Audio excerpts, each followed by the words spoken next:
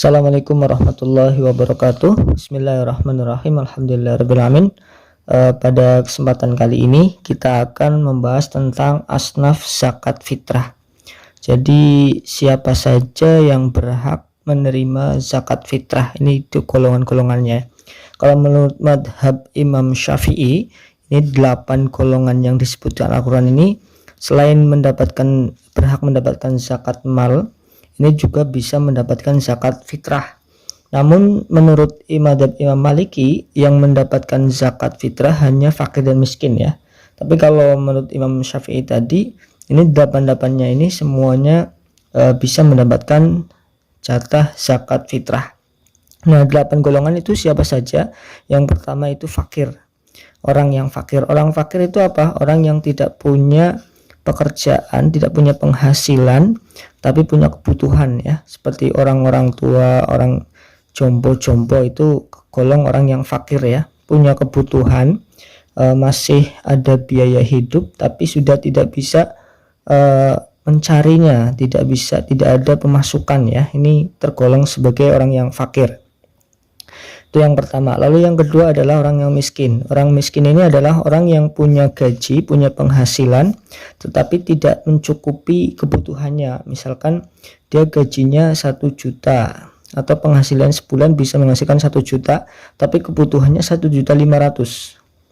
Maka penghasilannya itu lebih kecil daripada kebutuhannya. Ini kategori orang yang miskin. Ini berhak menerima zakat fitrah ataupun zakat mal.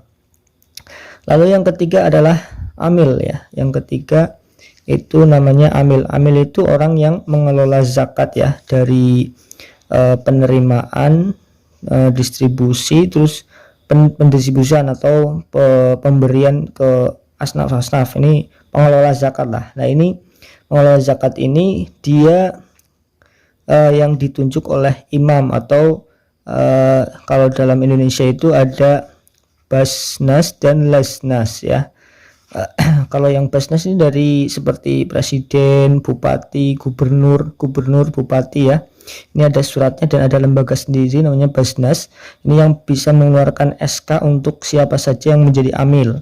Ada juga dari Lesnas. Lesnas ini yang dari Kementerian Agama ya. Ini Lazis yang berada di bawah Kementerian Agama ini juga bisa mengeluarkan SK sebagai amil ya. Jadi kalau amil di Indonesia itu ya yang diberi mandat oleh Basnas atau Laznas, ini punya surat tugas dari ini untuk sebagai amil ya. Itu kalau panitia zakat itu belum tentu amil. Kalau tidak punya izin dari ini sebenarnya tidak bisa dikatakan amil ya. Nah, itu amil ya, orang yang mengelola mendistribusikan zakat yang punya mandat langsung yang diangkat oleh pemimpin, yaitu bisa dari Basnas dan Lasnas. Terus mu'allaf yang keempat. Mu'allaf orang yang baru masuk Islam, yang keislamannya belum kuat, terus dilembutkan hatinya supaya lebih kuat lagi ya. Ini juga berhak menerima zakat ya.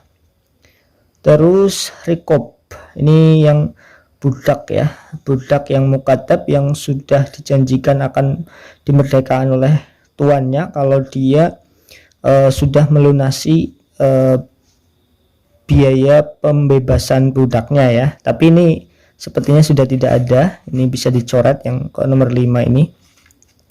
Terus yang nomor 6 adalah orang yang punya hutang ya. Punya hutang itu ada kalanya hutang untuk mendamaikan dua perseteruan atau untuk kemaslahatan keluarga juga bisa dikatakan gharim, atau untuk kemaslahatan umum. Yang penting hutangnya untuk kemaslahatan yang bukan maksiat ya, syaratnya bukan maksiat ya. Kalau hutang untuk maksiat ya bukan termasuk gharim namanya ya. Gharim itu ya untuk mendamaikan dua orang atau dua kelompok yang berseteru, atau untuk kemaslahatan keluarga juga bisa ya, termasuk gharim, atau untuk kemaslahatan umum seperti membangun masjid, membangun madrasah dan lain-lain. Kalau berhutang, hutangnya belum lunas, ini dia berhak menerima zakat. Terus yang ini yang keenam ya, gharim. Yang ketujuh adalah sabilillah. Sabilillah ini ada dua pendapat. Satu pendapat ini yang kuat, ini adalah orang yang berperang ya, berperang di jalan Allah.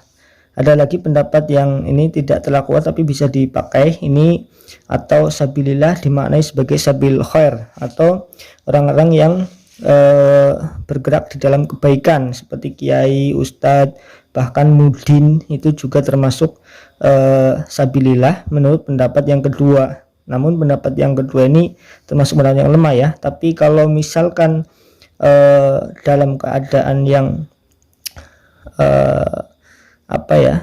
diperlukan untuk diambil pendapatnya, ya boleh untuk memakai pendapat yang kedua ini ya. Kalau nanti diambil pendapat yang pertama saja, maka akan terjadi kekisruhan misalkan ya. Bolehlah mengambil pendapat yang kedua. Terus yang ke-8 yang terakhir itu adalah Ibnu Sabil atau musafir, yang dia dalam perjalanan bukan maksiat ya, dan jika membutuhkan biaya untuk bepergiannya. Ini golongan yang nomor 8. Tapi jarang ya, dari ke 1 sampai 8 ini yang paling utama adalah nomor 1 dan nomor 2. Seperti pendapat Imam Malik juga, yang menerima zakat fitrah adalah dua kelompok ini ya. Di mazhab Imam Syafi'i yang paling utama mendapatkan zakat fitrah ya ini, dua, fakir dan miskin. Maka yang paling diutamakan harusnya yang ini ya, 1, 2. Nah itu mungkin penjelasan tentang asnaf-asnaf zakat, baik zakat mal ataupun zakat fitrah.